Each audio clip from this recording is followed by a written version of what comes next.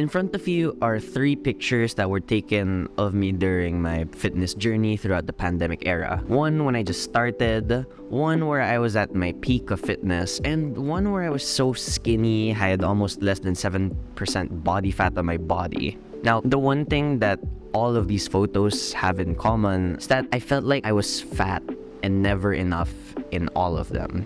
I've been told otherwise, but at the same time, I would often look at the progress of actors, celebrities, and even just some of my own friends on social media, and I'd never feel like I was enough. They were achieving much better results at much faster paces, so I always felt like I was falling short in comparison to everyone else, and that made me feel worse. In the world of entertainment and media, these comparisons become commonplace and negatively affect our self-esteem, but in the worst of cases, they become deadly too. Bulimia nervosa, anorexia nervosa, and binge eating disorder. These are just a few examples of eating disorders that affect the lives of people every day. Despite the term food in the name, these are all mental health disorders that strike people while they're at the lowest points in their lives. These have only gotten worse since the boom of social media, and today I want to talk about that. What they are, what the role of media like TikTok, Instagram is in this issue, and where do we draw the line from here?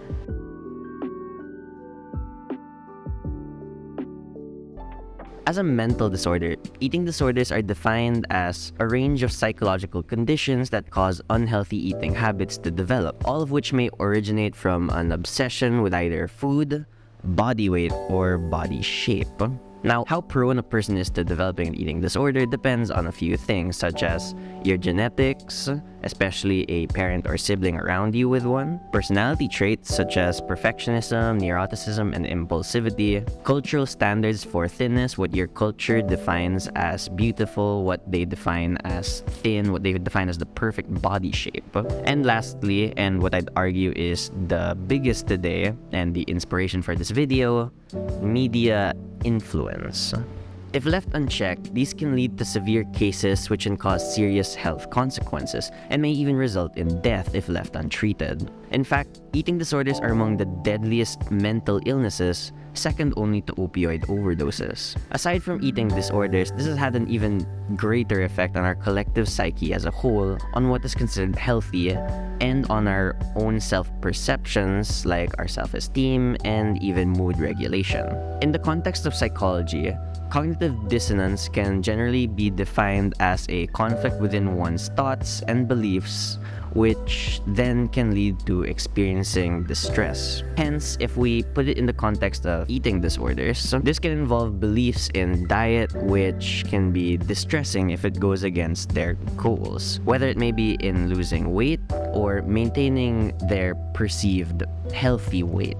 According to an article entitled "The Impact of a Dissonance-Based Eating Disorders Intervention on Implicit Attitudes to Thinness in Women of Diverse Sexual Orientations," employing dissonance-based methods of improving eating habits genuinely worked in order to have a change of attitudes effectively. However, these reports often excluded the negative effects of it. One notable result is the gradual increase of thinness bias, where some saw having a thin body frame as the ideal goal, forgetting other factors must be taken account for in order to truly be healthy, mentally and physically.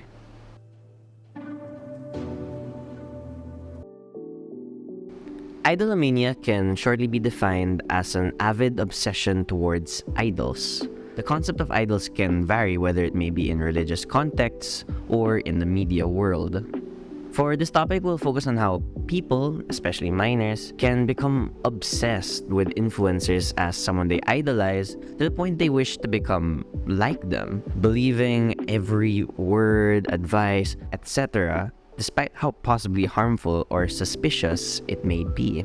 In the age of technology, influencers are a double-edged sword for those with young minds. If provided with the right idols, they'll develop confidence and other healthy traits for their own development. Hence, if the influencer showed habits or ways of thinking that induce eating disorders, in this case upholding unrealistic beauty standards, their fixation towards their idols may cause viewers to attempt doing the same, despite not having the same access to those capabilities.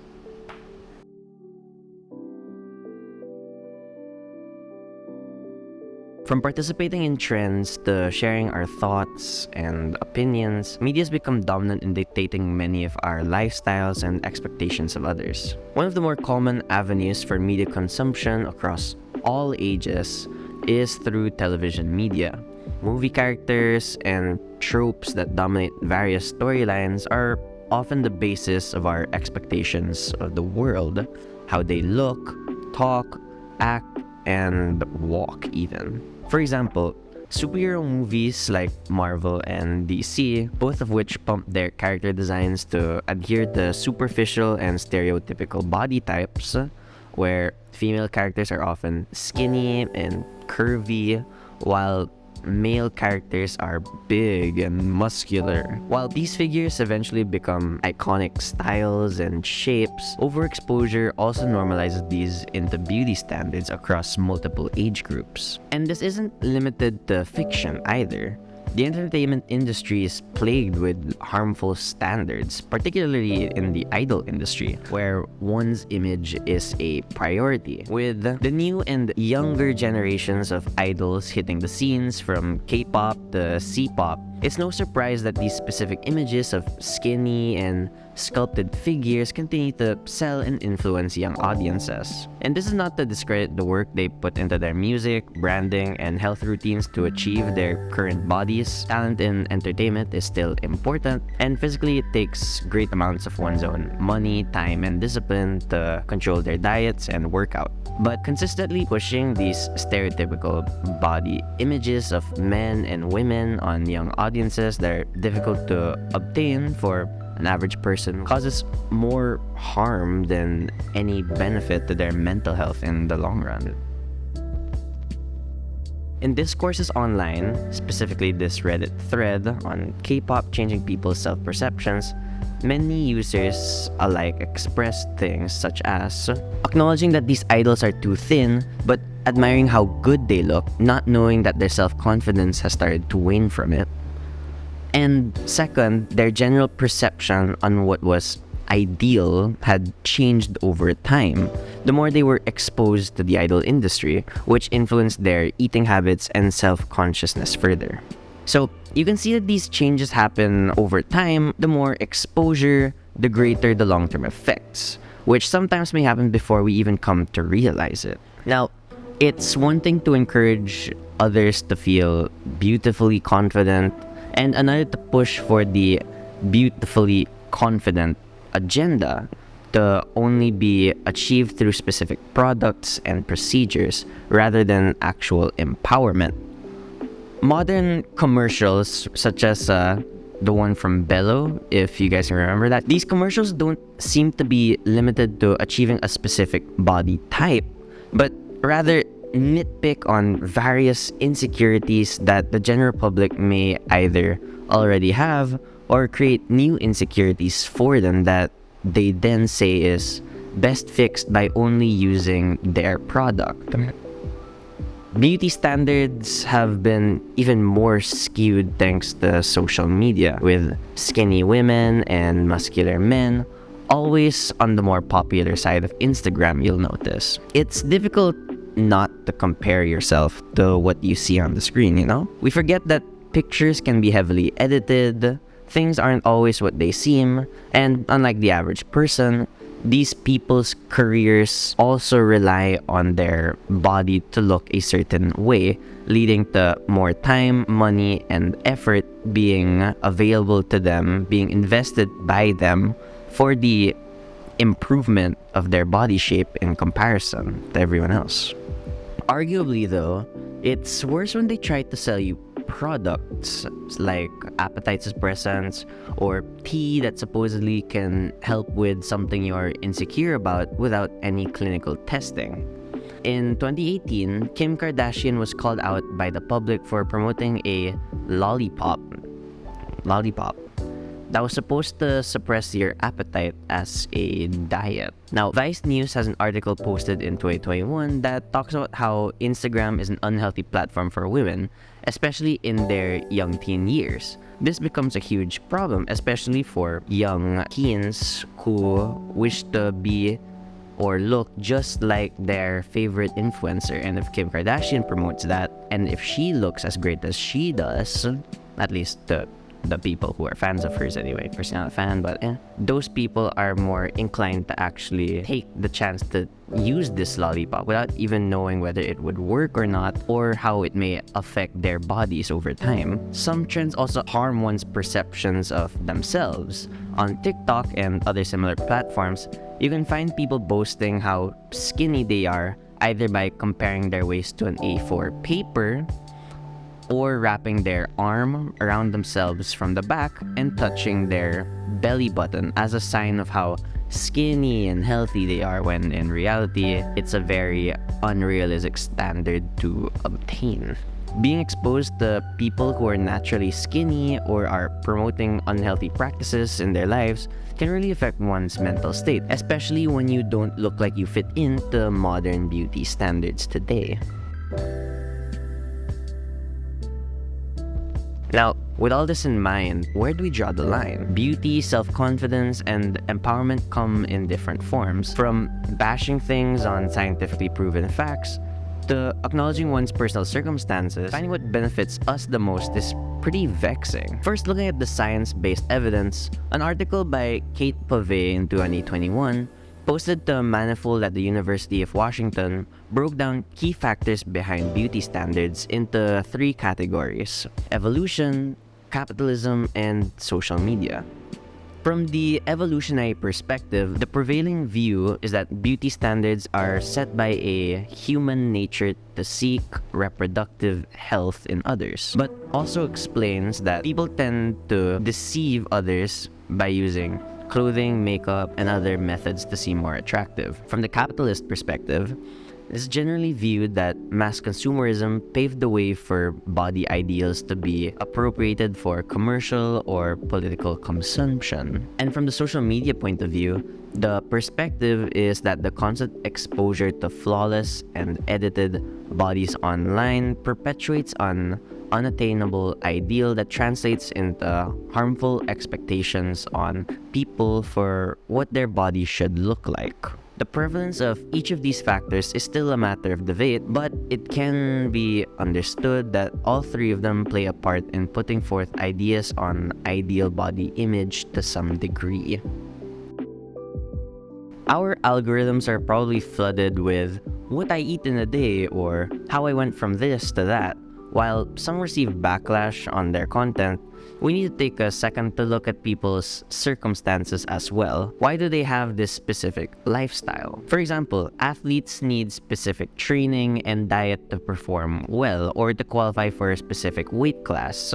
Some actors or actresses may go through a drastic physical change quickly to fit a specific role. So at the end of the day, no body operates linearly or has access to the same means of weight change. Social media makes it easy to compare yourself with others and vice versa, but where you should be looking at most is yourself. Achieve a healthy self-awareness that allows you to strive to be happy and healthy without the pretense of external validation.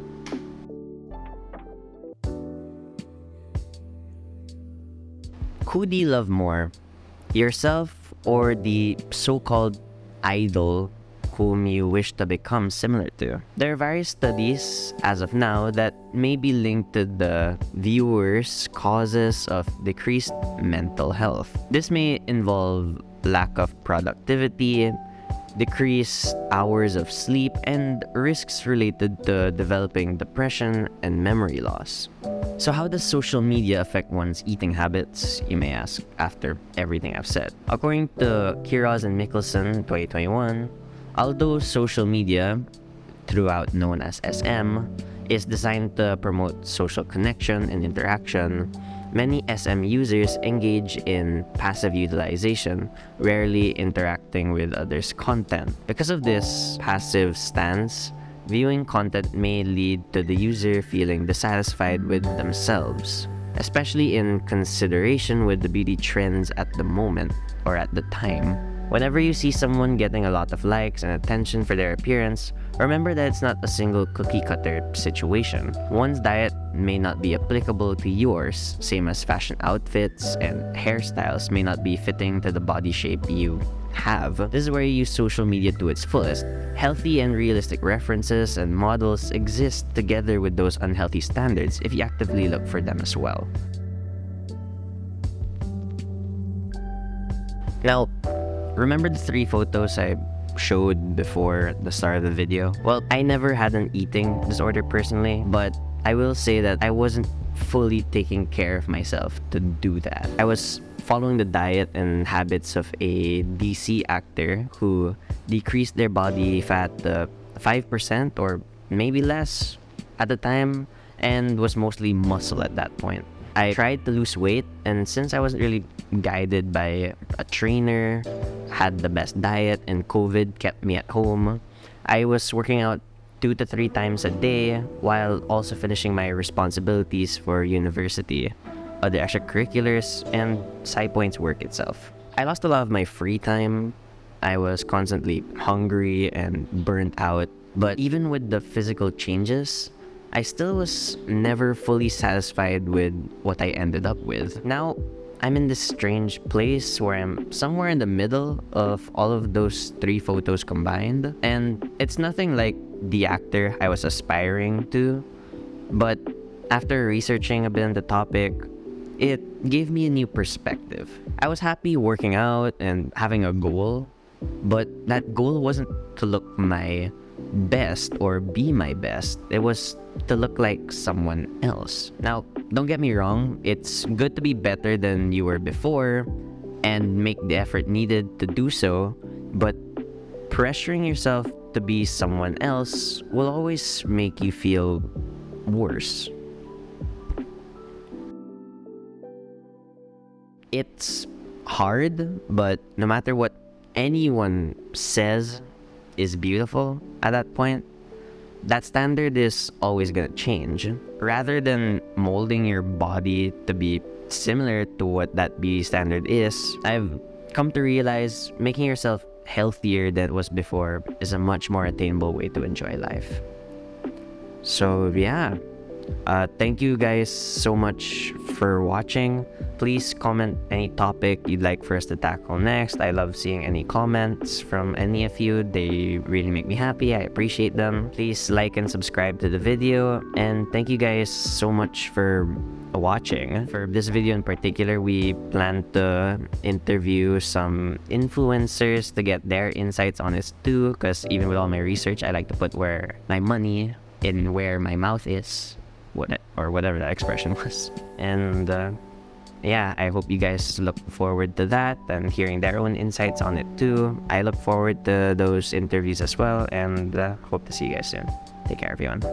Hope you have a good day ahead.